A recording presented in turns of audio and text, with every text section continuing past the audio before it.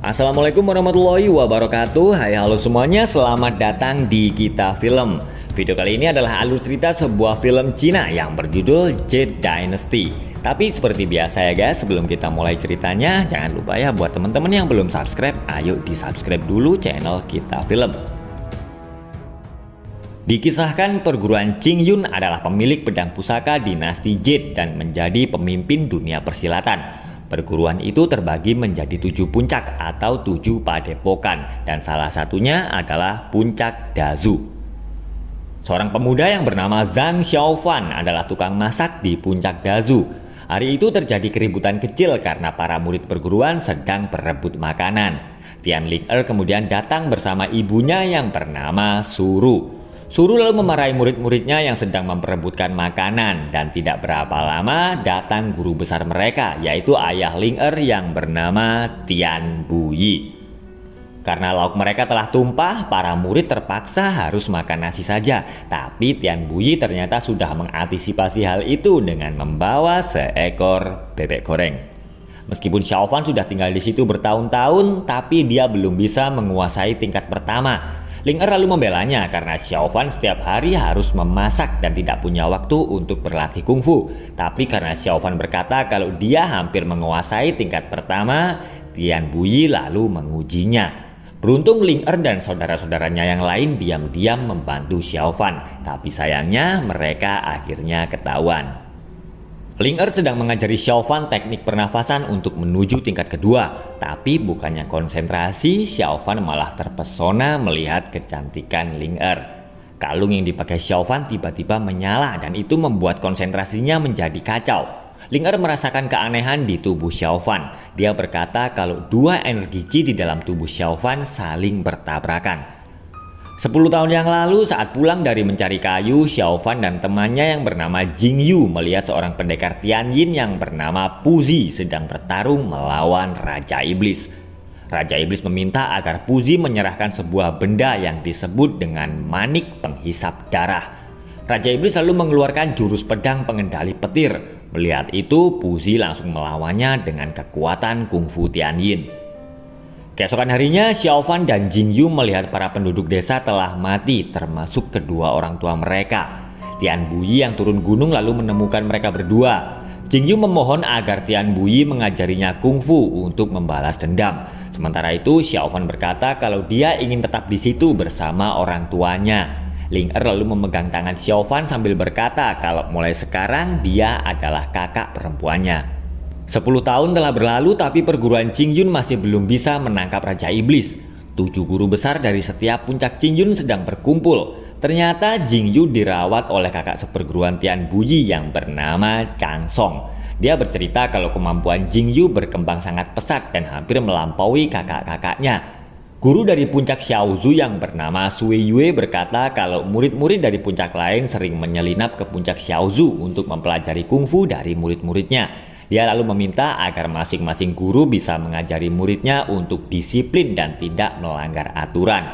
Hari itu mereka berkumpul untuk membahas turnamen kungfu perguruan Qing Yun yang diadakan setiap 60 tahun sekali, yaitu turnamen kungfu 7 cabang. Saudara-saudara Xiaofan akan membawa Xiaofan ke suatu tempat. Mereka berkata kalau mereka ingin Xiaofan menambah pengalamannya tentang kungfu. Tapi tiba-tiba mereka bertemu dengan rombongan murid dari puncak Feng Hui. Dan tidak hanya itu, ternyata murid-murid dari 4 puncak yang lain juga datang. Mereka adalah murid-murid dari puncak Longshou, puncak Luxia, puncak Tongjian, dan puncak Chaoyang. Dan mereka sepakat diam-diam akan belajar kungfu bersama-sama. Ternyata diam-diam mereka semua melihat murid-murid dari puncak Xiaozhu yang sedang melakukan latihan.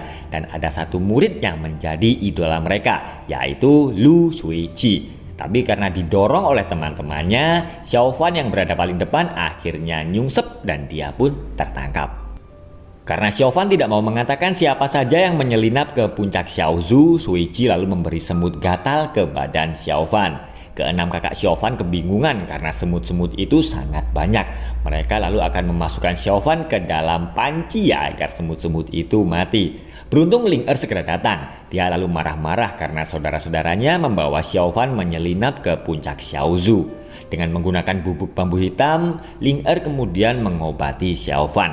Diam-diam, Xiao Fan sebenarnya menyukai Ling Er yang sudah menganggapnya sebagai adiknya sendiri. Xiao Fan pergi ke danau untuk meminta tolong sahabatnya yang bernama Ling Chua, dan dia adalah seekor naga. Xiao Fan merasa bingung karena dia tidak tahu bagaimana caranya mengungkapkan perasaan kepada Ling Er. Saat Xiao Fan sedang memasak, Ling Er datang dan memberinya kitab rahasia milik ayahnya, yaitu kitab kungfu Yu Qingjing. Dia ingin agar Xiao Fan lebih giat berlatih kungfu agar bisa mengikuti turnamen. Ternyata kalung yang dipakai Xiao Fan itu adalah manik penghisap darah. Dulu Puzi berkata kalau manik itu adalah benda yang sangat berbahaya. Dia lalu meminta agar suatu hari nanti Xiao Fan membuang manik itu di sebuah tebing yang memiliki jurang yang sangat dalam. Saat Jingyu sedang pingsan, Puzi memberikan manik itu kepada Xiao Fan dan mengangkatnya sebagai murid. Tapi dia melarang Xiao Fan memberitahu siapapun tentang apa yang sudah diajarkannya.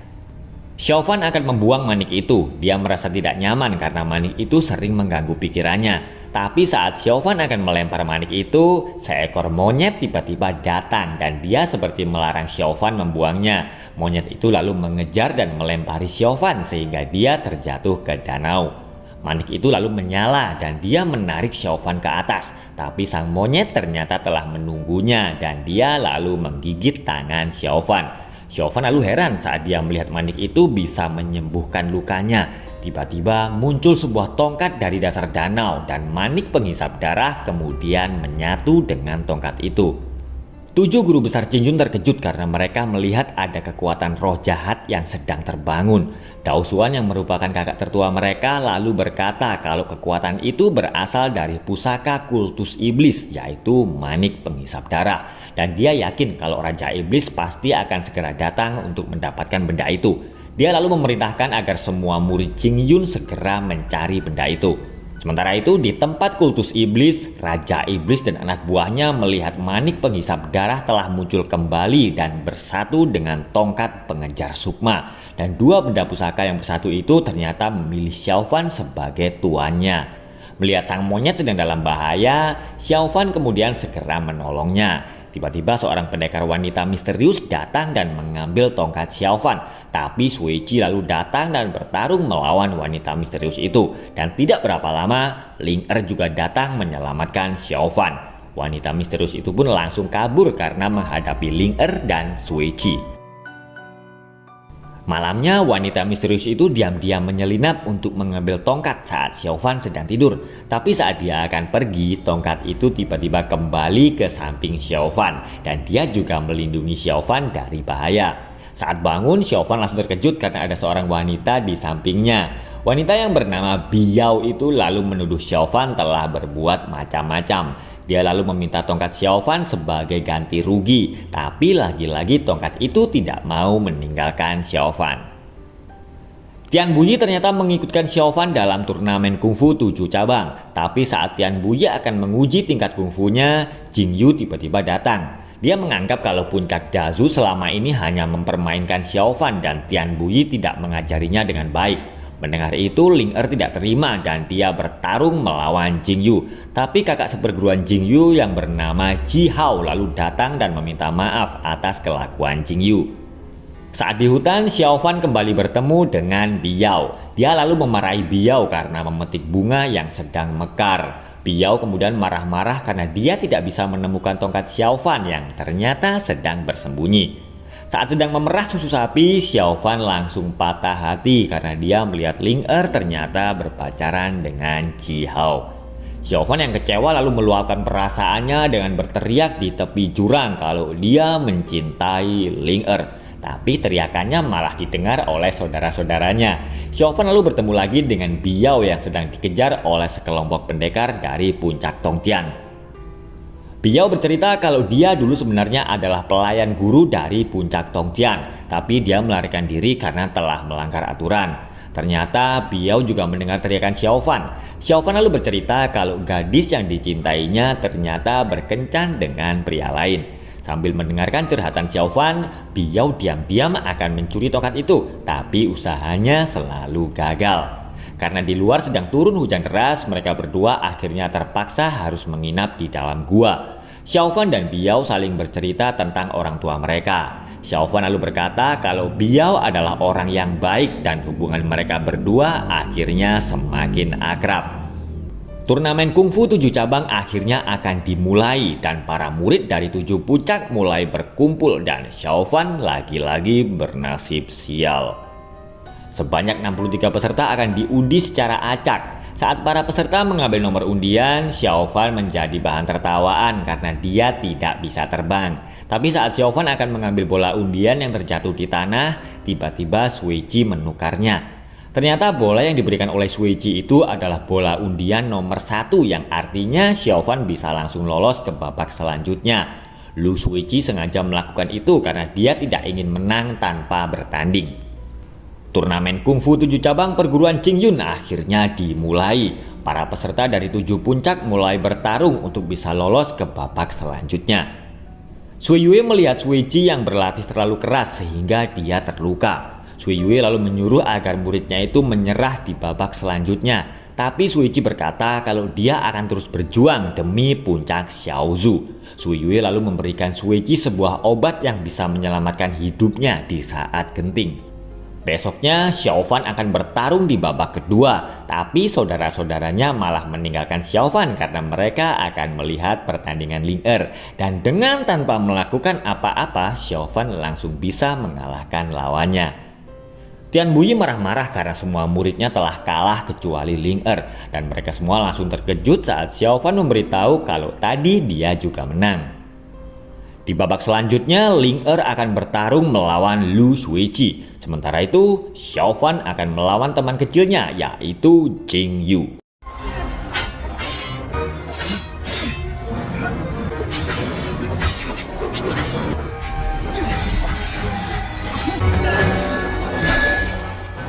Dengan bantuan tongkatnya, Xiaofan dengan mudah bisa mengalahkan Jing Yu. Karena malu, Jing Yu lalu marah dan menganggap kalau Xiaofan telah curang karena dia telah menyembunyikan kemampuan aslinya. Karena sedih telah kehilangan temannya, Xiaofan akhirnya membuang tongkatnya. Malamnya Tian Buyi bertanya bagaimana caranya tingkat kungfu Xiaofan bisa berkembang begitu pesat. Dia menganggap kalau Xiaofan diam-diam telah belajar kungfu dari orang lain dan akan menghukumnya. Tapi ternyata Tian Buyi sebenarnya sudah tahu kalau diam-diam Ling Er telah mengajari Xiaofan. Dan Tian Buyi juga diam-diam telah memindahkan kungfunya ke tubuh Xiaofan lewat sebuah pukulan. Xiaofan heran karena monyetnya tiba-tiba mengajak pergi ke puncak Xiaozhu. Dia lalu terkejut karena melihat Suici yang sedang terluka. Beruntung Xiaofan datang tepat waktu dan segera menyelamatkannya. Xiaofan meminta agar Suici tidak meneruskan turnamen karena akan membahayakan dirinya. Tapi Suici menjawab kalau hidupnya adalah milik gurunya dan puncak Xiaozhu. Dan setelah itu Suici tiba-tiba menghilang. Di babak selanjutnya Xiaofan akan menghadapi Suici yang sebelumnya telah mengalahkan Ling Er. Dan tanpa tongkatnya Xiaofan dihajar habis-habisan oleh Suici. Saat Suici mengeluarkan pedangnya, tiba-tiba tongkat milik Xiaofan kembali. Melihat tongkat milik Xiaofan, Dao Xuan berkata kalau tongkat itu adalah senjata yang luar biasa. Xiaofan akan mengorbankan dirinya karena dia melihat Suici yang masih dalam keadaan terluka. Ternyata selama ini Biao disuruh oleh anak buah Raja Iblis yang bernama Youji. Tapi karena dia masih belum bisa mendapatkan manik penghisap darah, Youji lalu menyuruh Biao membawanya ke Raja Iblis yang sedang dalam perjalanan.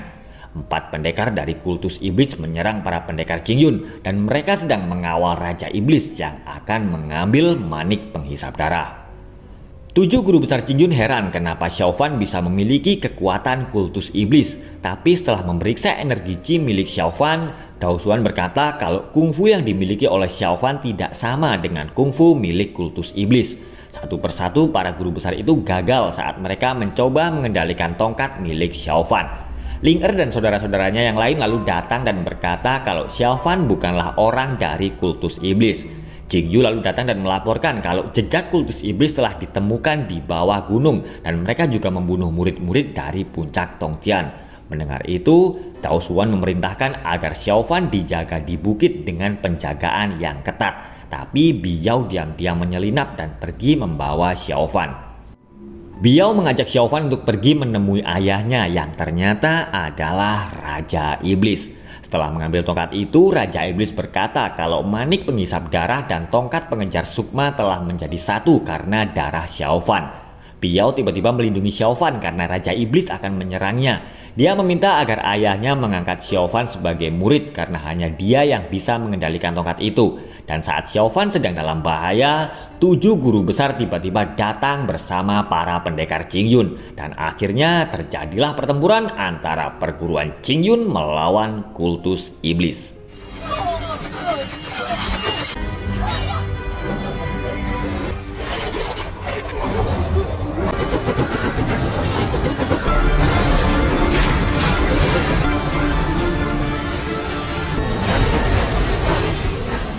Dengan kekuatannya, Raja Iblis mampu menghancurkan formasi perang Qingyun. Sementara itu, Ling Er dan Sui Qi sedang bertarung melawan Biao. Tapi Xiaofan tiba-tiba meminta agar mereka tidak membunuh Biao.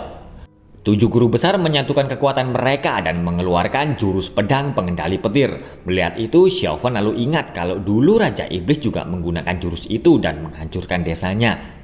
Melihat ketujuh guru besar dalam bahaya, Xiaofan menahan serangan Raja Iblis dan menyuruh mereka agar segera pergi. Tapi 7 guru besar Qingyun memberikan kekuatan mereka kepada Xiaofan agar dia tidak dirasuki iblis. Tongkat Xiaofan tiba-tiba menyerap semua kekuatan dan dia akhirnya berhasil mengalahkan Raja Iblis dan anak buahnya.